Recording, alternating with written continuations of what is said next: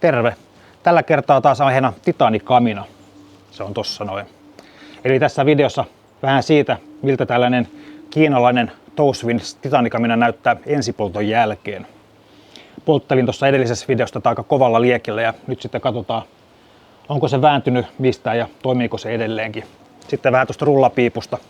Se on ekalla kerralla aika hankala ottaa käyttöön, mutta nyt sen pitäisi toimia sitten ihan normaalisti, niin katsotaan toimiiko se. Ja sitten vähän muutakin asiaa kaminoista. Pysykää mukana.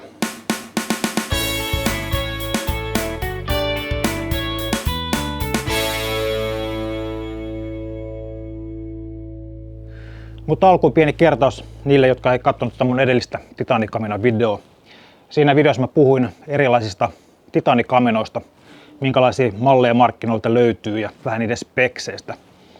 Sen lisäksi mä otin käyttöön tämmöisen kiinalaisen Titanic-kaminan, mikä on Touchwinds-merkkinen. Tää painaa 1,7 kiloa kaikki ne rojuineen ja sitten kun lisää tonne tämän kantopussukan, niin paino on noin 2 kiloa. Mutta aloitetaan ihmettelemään, miltä tää näyttää tuon polttamisen jälkeen.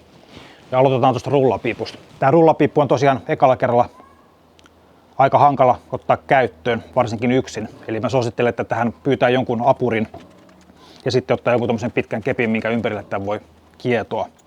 Tän saa kyllä yksinkin kasaan ekalla kerralla, mutta sitten tähän tulee enemmän kaikkia lommoja ja muita, jos ei ole apukäsiä. Mutta mä avaan tän nyt tässä ja tän pitäisi muistaa muotonsa ja katsotaan miltä se näyttää. Laitan hanskat käteen, niin ei tule haavoja. Nämä on aika teräviä nämä reunat. Kaikissa näissä on aika tommonen rouhea työstönjälki. Eli nyt kun mä tämän avaan, niin tämän pitäisi muistaa muotonsa. Mulla on tässä aika vähän tilaa, pieni pöytä. Katsotaan onnistuuko tämä, miten hyvin tässä.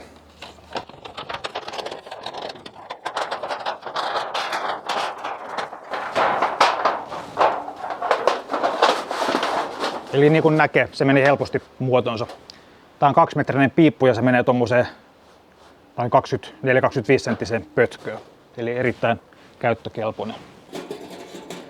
Saan sen varmaan kasaan ihan tässäkin sitten. Eli tää ei vaadi maastossa juurikaan ponnisteluja.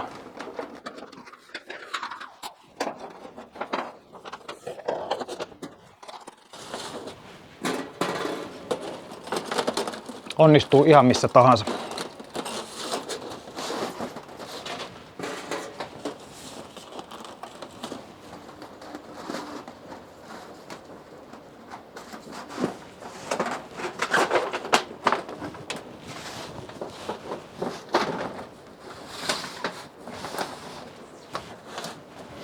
Noin, siinä on rullapippu kasassa.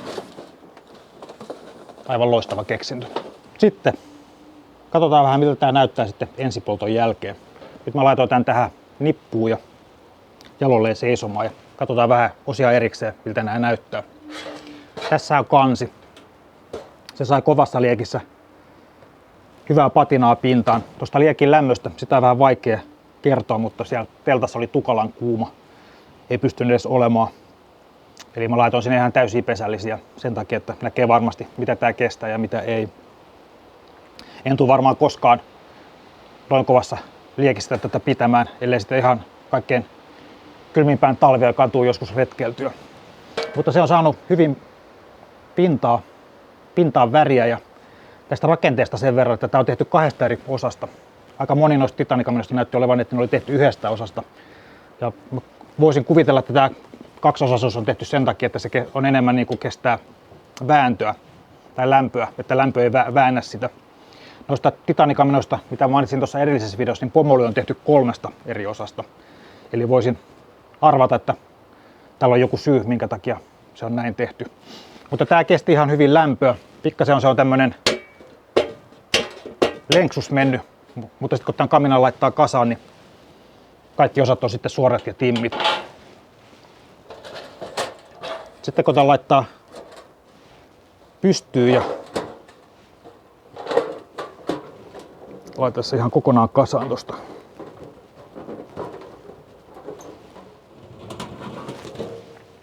Niin tässäkään ei näy mitään ihmeellistä käytön jälkeen. Hyvin on saanut väriä pintaa ja näyttää päällisen puoli ihan hyvältä. Pohjassakaan ei ole mitään ihmeellisempiä jälkiä. Näyttää paljon paremmalta kuin Mersu talven jälkeen. Siinä on paljon huonompaa peltiä kuin tässä. Mutta tästäkin näkee, että polton jälkeen tämä on pikkasen muuttunut tämmöiseksi lenksaksi. Eli pientä vääntymää siihen on tullut jostakin. Voisin kuvitella, että tämä on ihan normaali tämän tyyppiselle kaminalle. Täällä ei ole kuitenkaan mitään tukia missään. Sisältä sen näköinen. Pelti näyttää ihan ehjältä ja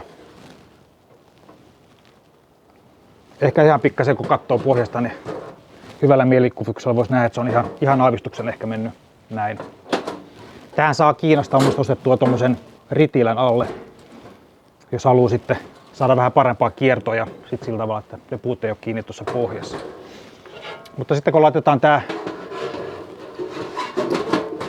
päällysosa paikalle,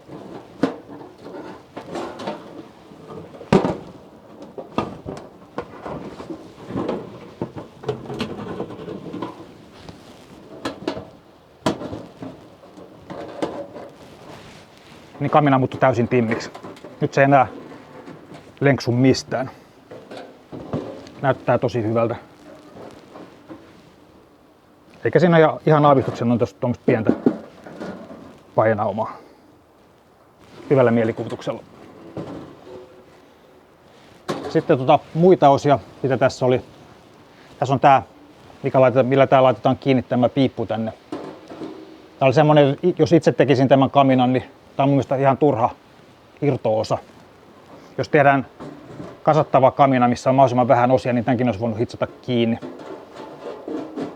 Mutta tämä valmistaja on halunnut tehdä tästä tämmöisen irto-osan.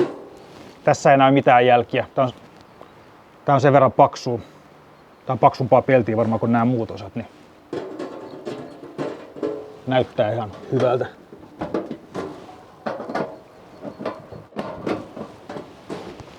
Ja sitten oli vielä tämä, mikä tulee tänne näin. Kipinäsuoja ja vedonsäädin. Sitten oli vielä pari osaa, jotka on jossakin. Eli sen mukana tuli 2 tämmöistä kiristintä, jolla laitetaan piippu sitten kiristetään tuohon kiinni. Ja koska niitä tuli 2, niin voisi olettaa, että nämä ei kestä ihan ikuisesti. Tässä on tää käyttämätön. Tää toimii tosi hyvin. Mutta tää käytetty, tää palo jotenkin jumii. Tää on tosi tiukka. Mä oon tätä väännellyt tässä edestakas jonkun verran ja nyt se rupeaa pikkasen toimimaan taas ihan hyvin. Mutta tää on se osa, mikä saa kaikkein eniten tässä osumaan. Mutta tää on myöskin varmaan kaikkein helpoin ja halvin myöskin korvata. Ja sitten tää on myöskin turha. Tää piippu kyllä pysyy tuossa kiinni, jos tän tiputtaa tähän paikalleen, niin ei välttämättä tarvitse tätä. Varsinkin jos on tyynisää. Sitten vähän titaanikaminan kestosta. Tämmönen ohut titaanikamiina aiheuttaa vähän epäilyä, että mitenköhän se kestää kovia lämpötiloja. Tää on tosi ohutta peltiä. Tää on ihan, ohjelmat palat on ihan käsin taivuteltavissa. Mä löysin tuolta netistä titaanin sulamislämpötilan ja se on semmonen kuin 1668 astetta. Tää on siis internetin mukaan. Eli se on aika kova lämpötila, mitä se kestää. Näistä pyydetään aika kovaa hintaa, että voisi kuvitella, että niitä on joku testannutkin, että se kestää sitten koviakin lämpötiloja. Mulla on titaania muutamissa kaasukeittimissä ja se titaaniosat on suoraan sillä kaasun liekissä. Ja ne on ihan hyvin kestänyt tähän mennessä, niin voisin kuvitella, että tämä on ihan hyvä materiaali. Mutta jos katsotaan tätä kaikkein ohuinta osaa, mikä on aika kovalle liekille joutunut, eli tämä kipinäsuoja, mikä on heti tässä kaminan pinnassa. Tässä on tämmöinen ohut ristikko ja tämä on niin ohut, että tämä on helposti taivuteltavissa ja tämä on itse asiassa pikkasen taipunutkin. Silloin kun mä otin tämän käyttöön, mä tein pienen käyttövirheen. Eli kun mä tiputin tämän piipun tähän päälle, niin laitoin tämän liian syvälle tänne. Ja silloin tämä osa ei kunnolla liiku tässä. Eli kannattaa siihen jättää se millipari väliin, niin tämä toimii paremmin. Ja sitten mulla se jumitti siinä ja sitten mä tein sen, mitä jokainen itseään kunnioittava erämies tekee, niin yritin käyttää voimaa. Ja sen voimakäytön ansiosta tää pikkasen vääntyi tää pelti. Mutta tästä näkee sen, että ei ole juurikaan tapahtunut mitään tälle. Tää on ihan kuranttia tavaraa. Mutta niin kuin näkee, tota osaa ei välttämättä tarvitse. Tonne voi ostaa päähän myöskin tommosen kipinäsuoja, mistä saa sitten köysituet tolle piipulle. Mutta tämän voi myöskin tiputtaa pelkästään tuohon päälle ja se toimii silloin muutenkin. Ja sitten jos haluaa, niin voi laittaa tuon kiristimeen tuohon. Tässä tämmönen pieni video, miltä Toes Winds näyttää ensipolton jälkeen ja minkälaista damagea sille on tapahtunut. Kiitos katsomisesta ja vuoden päästä sitten tarkastellaan lisää, että sitten kun on muutama ressu alla, että miten tämmönen kestää sitten pidemmässä käytössä. Morjens!